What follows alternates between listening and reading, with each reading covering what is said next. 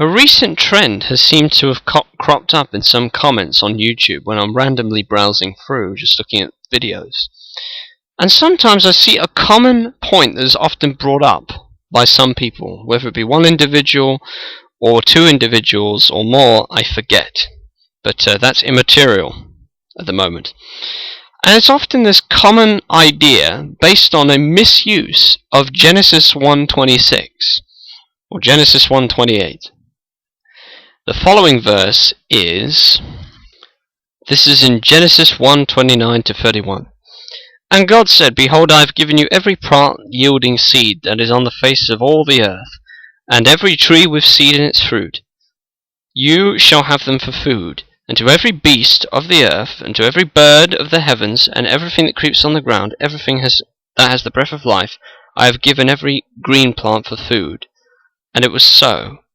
And God saw everything that he made, and behold, it was very good. And there was evening, and there was morning, the sixth day.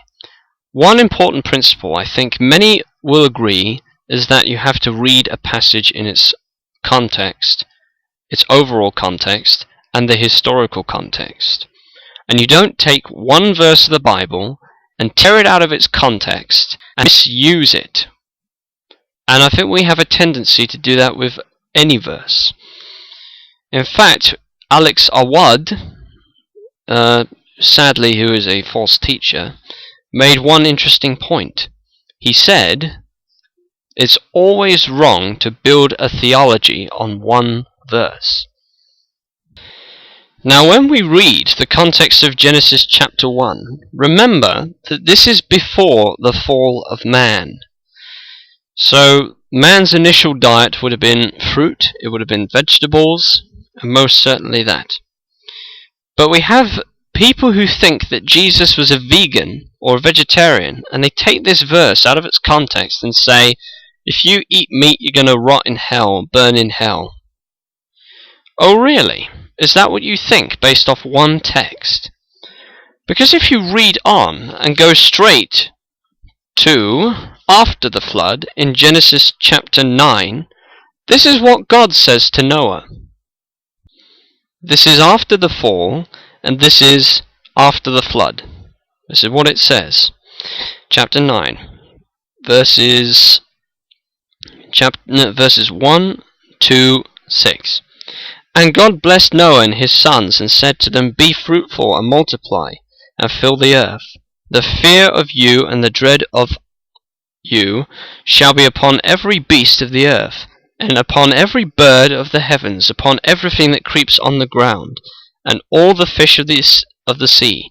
Into your hand they are delivered. Every moving thing that lives shall be food to you, for you. Sorry, it says for you.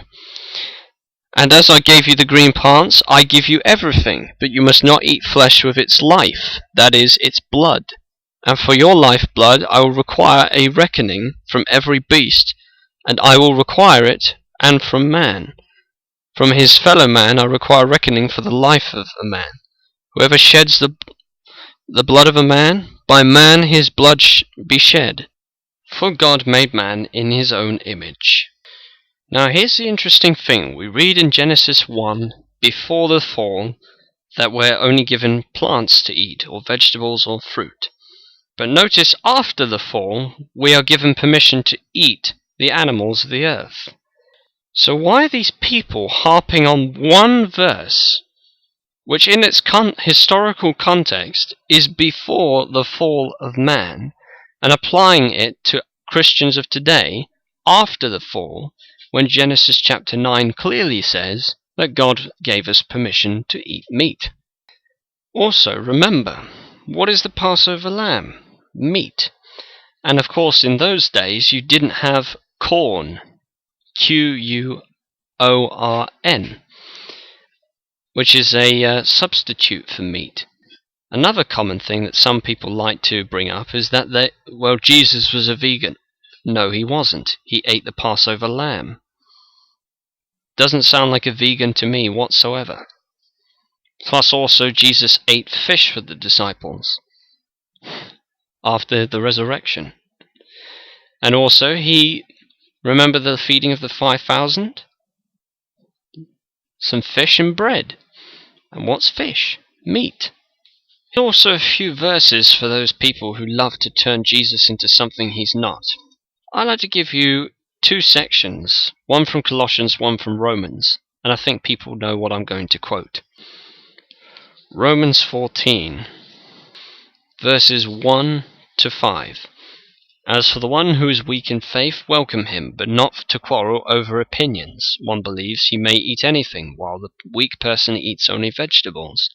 Let not the one who eats despise the one who abstains, and do not let the one who abstains pass judgment on the one who eats, for God has welcomed him. Who are you to pass judgment on the servant of another? It is before his own master that he stands or falls, and he will be upheld, for the Lord is able to make him stand. One person esteems one day as better than another, while another esteems all days alike. Each one should be fully convinced in his own mind.